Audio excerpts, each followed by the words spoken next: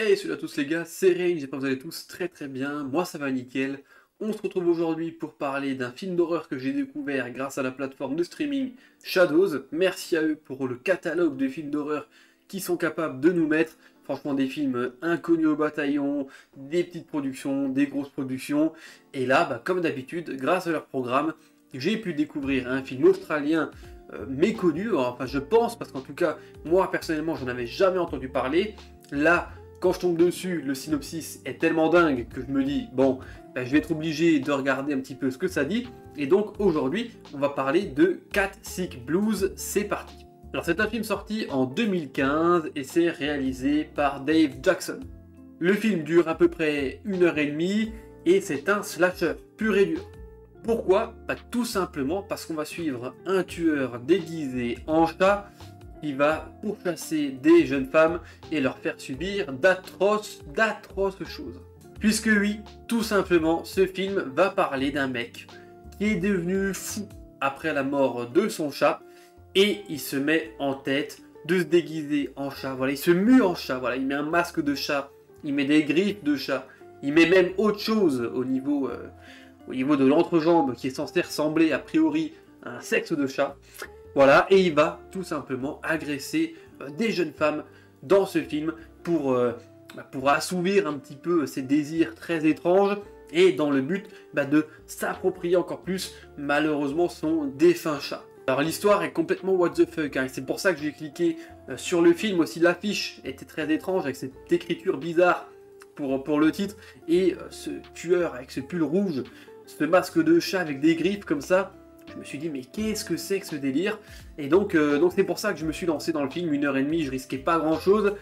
Et les amis, là, pour le coup, on est tombé sur quelque chose de dingue. Alors pour le casting, on va noter principalement le tueur. Les autres femmes que l'on croise, les autres acteurs que l'on croise dans le film sont moins intéressants, sont moins importants, entre guillemets. Bon, s'il y a une femme qui est importante dans le film parce qu'elle a un rôle clé, mais bon, je vais pas la citer plus en particulier, je vais vraiment m'attarder sur le cas de Matthew Vaughan, donc le personnage du Catman, presque comme il l'appelle dans le film.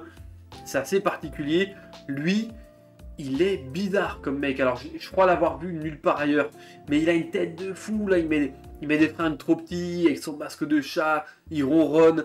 Franchement, dans le rôle, pour le coup, il est bien dedans. Franchement, il le joue presque un peu trop normalement. D'ailleurs, ce mec, il faudrait peut-être le surveiller. Sinon, à part ça, le film, c'est un film de fou. Alors, on est sur un extraterrestre. Franchement, c'est un ovni, ce film, parce que il a zéro budget, hein, ça se voit très clairement. Zéro budget, mais pourtant, il nous propose quand même du gore. Il nous propose des meurtres assez sympathiques. Alors, certains sont un petit peu redondants. Il manque un petit peu d'imagination dans certains, mais il y en a quand même quelques-uns qui sont très sympas et qui pour le coup sont très glauques. L'aspect glauque aussi est renforcé par le fait que c'est du bruit de décoffrage au niveau de l'image, hein. On a une caméra posée dans un coin et puis un mec déguisé en chat qui vient tuer des bonnes femmes. Franchement, il y a certains plans qui sont assez glauques et puis le personnage en lui-même de ce gars-là, en fait il a un aspect adulte de par sa taille, de par sa voix, de par sa carrure, mais en même temps un côté très enfantin avec le côté un peu gringalet qu'il a, les vêtements qui lui vont trop petits, le fait qu'il se prend pour un chat, hein, c'est vraiment très étrange et ça rajoute le côté un petit peu glauquissime qu'il y a dans le film. Pour revenir sur les meurtres, il y en a 9 ou 10 dans le film, 9 ou 10, tous sont globalement gore, hein, avec décapitation. Qu'est-ce qu'on a encore? Oui, décapitation à la pelle, ça c'était pas mal. Ça c'était pas mal, décapitation à la pelle. On a des coups de griffe du coup métalliques, coups de griffe de chat qui font très mal, hein, qui coupent des carotides avec du sang qui gicle de partout.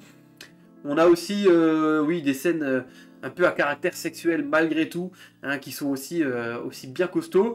Et donc c'est un film très particulier dans ce qu'il nous propose et même dans le thème du film, parce que ce qui est assez dingue, c'est que dans la fiche technique de cette œuvre, en fait, on nous le classe comme une comédie horrifique. Mais moi, à aucun moment...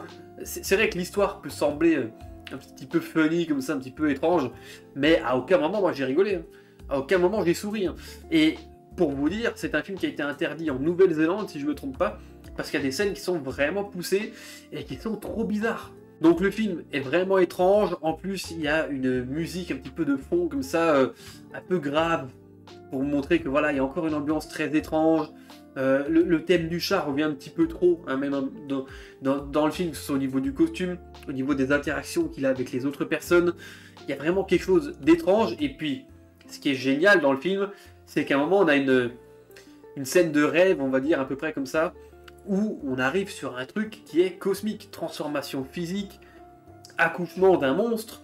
On a à peu près de tout hein, dans le film. Ça coche un peu toutes les cases du côté à la fois absurde, à la fois gore, et à la fois, mais on apprécie, tu vois. C'est quelque chose de... On se dit, bah là, on a pour tout le monde. Donc le film, moi, il m'a beaucoup plu hein, dans sa bizarrerie. Alors attention, hein, comme dit, c'est pas un film à montrer à n'importe qui, malgré tout. Bien que, je crois, bizarrement, il était que classé moins de 12 ans. Oui, enfin bon, vous me direz, les classifications n'ont plus aucun sens. Mais je veux dire, voilà, faut pas le montrer non plus à n'importe qui, il est quand même très bizarre. Et le côté caractère sexuel est quand même très mis en avant dans le film. Et bah, ça fait de ce film-là un peu un inclassable du genre. Hein, voilà, un slasher, mais très particulier. Et je crois, jusqu'à présent, je n'ai jamais vu de tueur masqué au chat, en fait. Donc il y a plein de petits points qui me plaisent bien. Pour le côté des fois négatif, entre guillemets, bah, c'est le côté manque de budget. Mais bon, on va dire que pour la partie gore, par contre, ils y sont allés. Ils y sont allés, voilà, ils ont mis le budget dans le gore. Défaut de la mise en scène qui des fois est très simpliste, où c'est des champs contre champs, où c'est un petit peu lent, caméra posée, il n'y a pas vraiment de mise en scène particulière. Mais comme dit, c'est point négatif et pas négatif parce que je trouve que ça apporte quand même un côté très glauque à ce film. Donc voilà, je ne vais pas rentrer dans plus de détails pour Cat, même le titre Cat Sick Blues. Voilà, je ne vais pas rentrer dans plus de détails parce que je ne vais pas vous spoiler. Comme je vous le disais, il est dispo sur Shadows pour ceux qui veulent le découvrir. Et en attendant, moi je vous laisse là, c'était Terence, portez-vous bien. Allez, ciao ciao tout le monde.